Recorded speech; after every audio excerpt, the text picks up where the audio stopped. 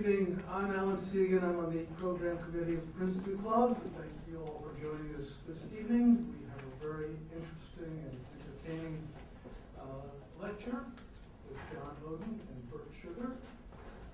And following the lecture, John's books are available on that side.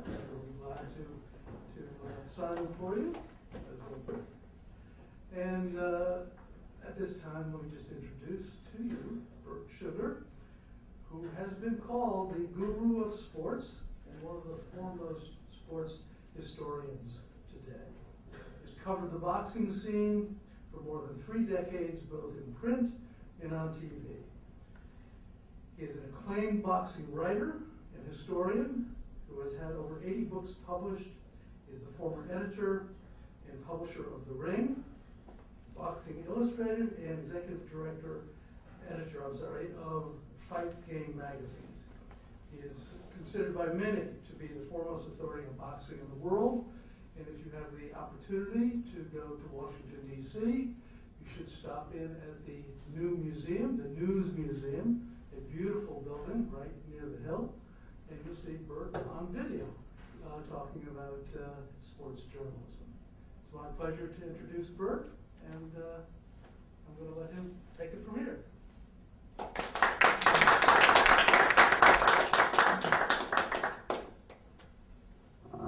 Thank you, Alan, I think.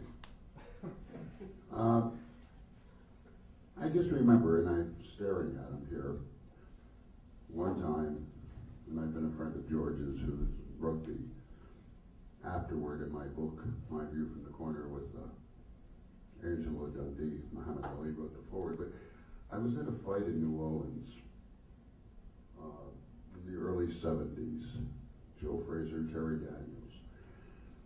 And in my usual frenetic way, I saw George in the audience sitting next to Leroy Neiman, the wonderful sports artist. So I ran over and I hollered, "Leroy, you do the pictures, George, you write it." And George looked up, he says, "What do I write?" I said, "Write anything you want." Well, the fight's over in 3 rounds. I go back to pick up my assigned work. Leroy hasn't done the diagram thing because they haven't been there for enough time. He's got just pencil sketches. And George hands me a piece of paper, and I open it, and on it says, "Anything you want." John told me to say certain things about him tonight, and I said, "What?" He said, "Anything you want." But John Oden was a friend of mine and has done a wonderful job. And he's one of the few people I've welcomed into the field of writing, because that's the last thing you want is more damn competition. Besides being with Alliance Bernstein and having a wonderful background, even getting an MBA from the University of Texas and working with Cushman Wakefield and hundreds of other firms, which he can tell you about, but is not relevant to the book, because that's a departure. And it was a departure when John, the successful businessman, went into white-collar boxing, having 20 fights or more in white-collar boxing and winning a championship of sorts and fighting. And for those of you who don't know what white-collar boxing is, it's for those privileged few who are working on Wall Street or in other prestigious firms, and they go up to get the jabbers beaten out of them. And John didn't. So he wrote a book, White Collar Boxing, which I delighted in, although I sort of hoped he'd stop because I didn't need the competition. And now he comes back with another book. And ironically, in a field, an area, where most of the books, magazine articles, blogs, are talking about the downside of boxing, and believe me, it's there. I don't have to tell you, but it's there. He has written an inspirational book using boxing as is really the format for talking about inspiration, dedication, perseverance, and all those things that we need not only in everyday life and business life, but just in life itself. John Oden has done one hell of a good job, and I was honored and privileged to be asked by John to write the foreword.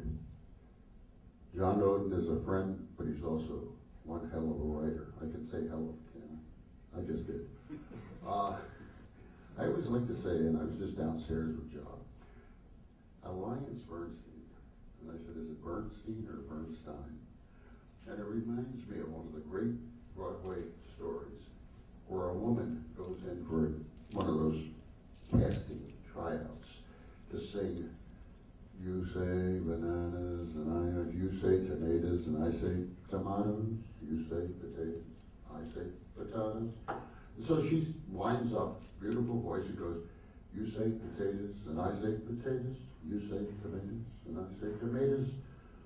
And they go, thank you very much, Miss Bernstein. She says it's Bernstein. So, with that in mind, I'm going to let John come up, tell you what I think is not only a worthy book and a well-written book, but one that makes a mark, not only in boxing, but in life's very hard and very important rules of how to succeed. John?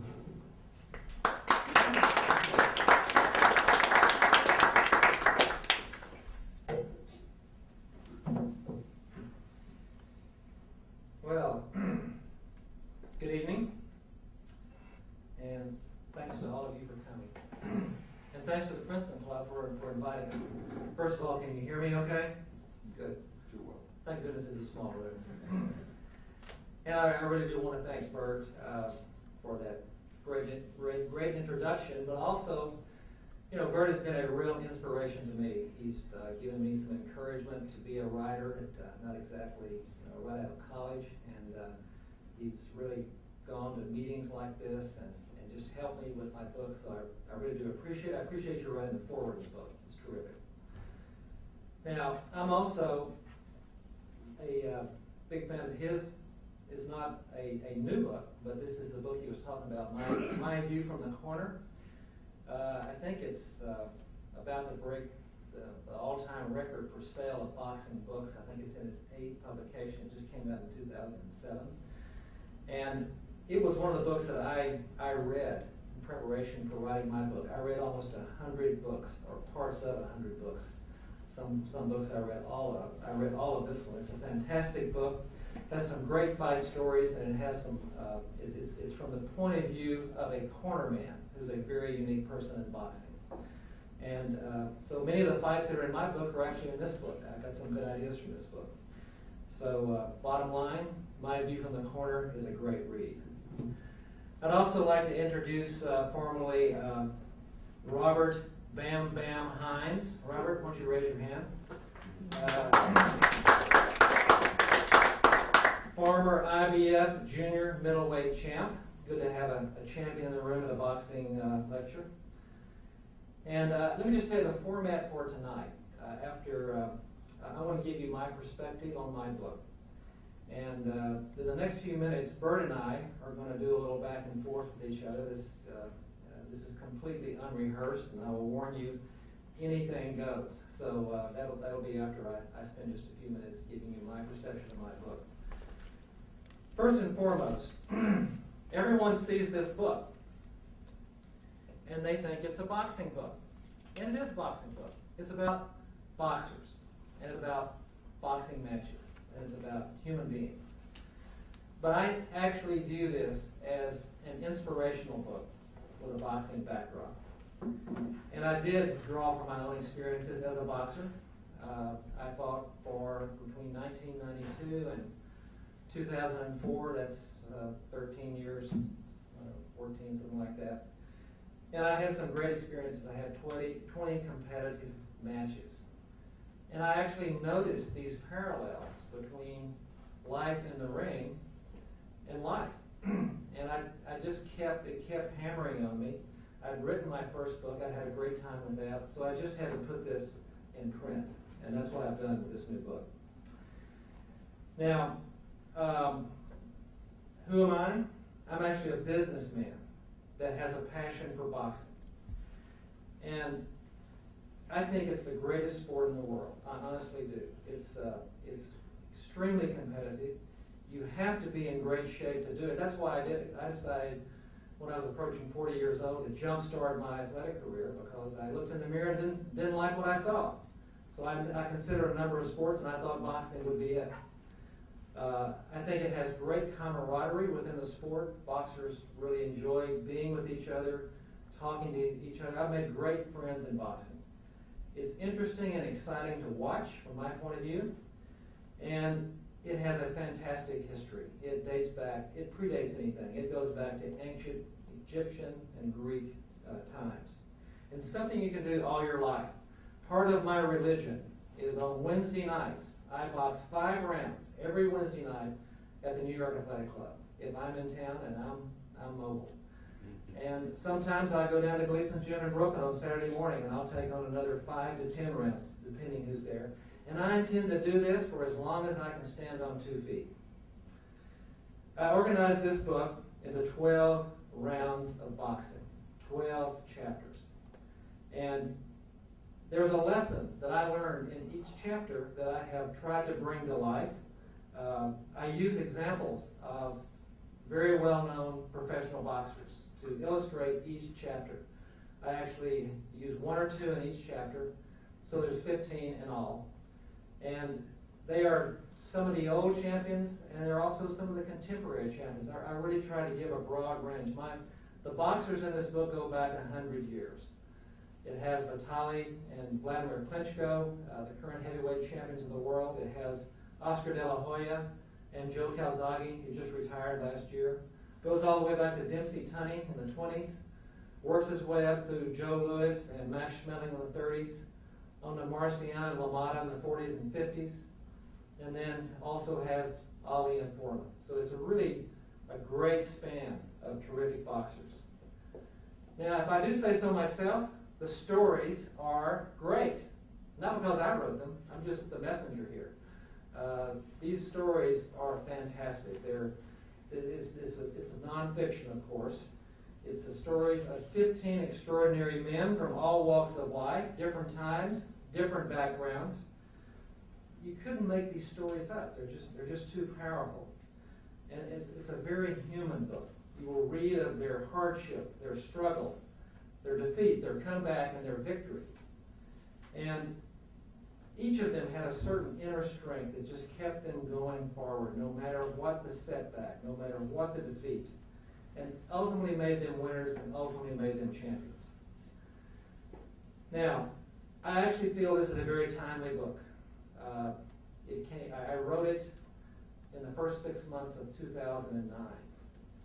And let's just put that into perspective. You know, the last couple of years have been pretty rough. I feel like, we've all been in the ring the last 2 years. I mean, who hasn't lost a little money in the stock market? Who hasn't, who do you know who do you know that doesn't have a friend that lost a job? The unemployment rate is still hovering around 10%. Many people had to go back to work. This has been a very, very tough period.